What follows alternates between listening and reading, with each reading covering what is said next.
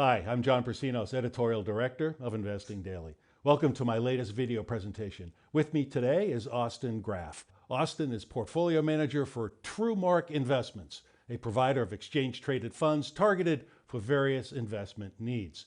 He specializes in dividend investments that are designed to combat inflation. Austin, thanks for taking time out to speak with me today. I appreciate it. Hi, John. Thanks for having me. You bet. The latest CPI, Consumer Price Index, and PPI, Producer Price Index numbers recently came in for April, and they showed that inflation is running hot, but provided glimmers of hope that perhaps inflation is decelerating. What's your view? Yeah, it appears as though inflation is slowing, but it's a bit of a mixed bag. We kind of expect a plateau from here, as when we interview companies and speak with management teams, we're hearing that the price increases have kind of just begun. We expect many companies to continue increasing prices throughout the remainder of the year, which will likely lead to kind of some stickiness in this inflation rather than it just falling off a cliff as some had expected. Has the Federal Reserve blundered by reacting too late to rising inflation? Fed Chief Jerome Powell recently stated that, in perfect hindsight, the Fed should have moved sooner to tighten monetary policy. What's your view? Yeah, I think it's a good question, and I think it's really hard to tell kind of in the moment. We likely won't know if there was a blunder until some point in the future.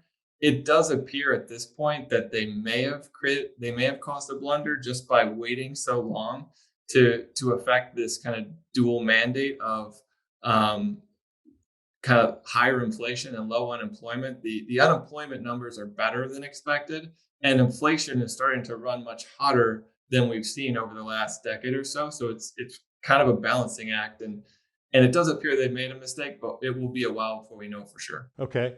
Uh, some analysts are expecting inflation to moderate in the latter part of 2022. Do you expect inflation to start falling soon, or will it stay elevated a bit longer? It's It depends on how you look at it. I kind of expect there to be a bit of a plateau in inflation. As we discussed, there are a lot of companies that are going to be keeping pricing or are going to be increasing pricing throughout the year.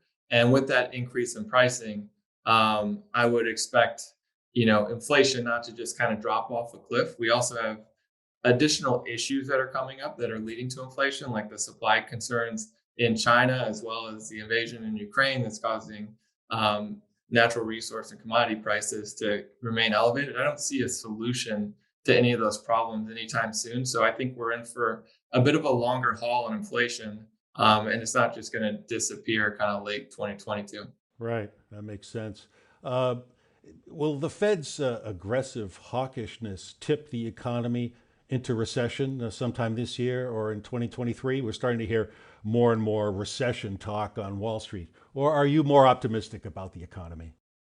It's an interesting one for people to debate on TV. I think the idea of whether inflation, or I'm sorry, whether a recession is coming. Um, if you look at the data, it does seem as though an inflation, or I'm sorry, a recession is not coming anytime soon. Um, the economy is running extremely hot right now, so I think a recession will come at some point, but companies and individuals have far more capital on their balance sheets today than what they have had in the past. And we think that's going to prevent a recession from happening in the near term. However, something could pop up over the next kind of 6 to 8 months that pushes the economy into a recession. We're just not seeing it right now. Austin, what specific inflation hedges do you recommend right now? Well, we really look at what's leading to inflation in this environment, and we see that commodities referencing some of that impact from the Russian invasion to Ukraine. We're seeing a dramatic supply constraint while demand is increasing with people coming back into the consumption environment as they exit kind of COVID lockdowns. And so we think one of the places to invest is in commodities because we think there's a longer run for these price increases than what we've recently seen. And prices should remain elevated for some time based on the supply demand dynamic. We also really like dividend paying stocks because these stocks tend to increase their dividends with the increase in earnings for the companies. And many dividend payers tend to increase their earnings as inflationary pressures kick in because they have pricing power, allowing them to increase those prices. Well, your advice on commodities makes a lot of sense as we see the emergence of a commodity super cycle. Speaking of dividend stocks, bank dividend stocks, you're an advocate of dividend stocks not only as wealth building tools, but also as inflation hedges. Explain your reasoning, please. Yeah, it really comes back to this whole component that many dividend paying companies are more mature in nature, meaning they have pricing power.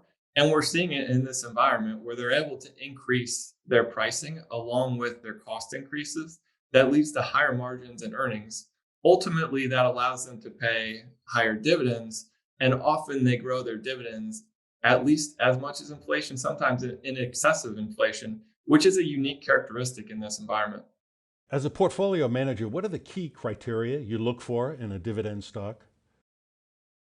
Yeah, so we're looking for high quality companies. And generally, this means companies with high performing management teams, solid free cash flows, and clean balance sheets that have the ability to increase their pricing, and the business is going to grow in the environment going forward.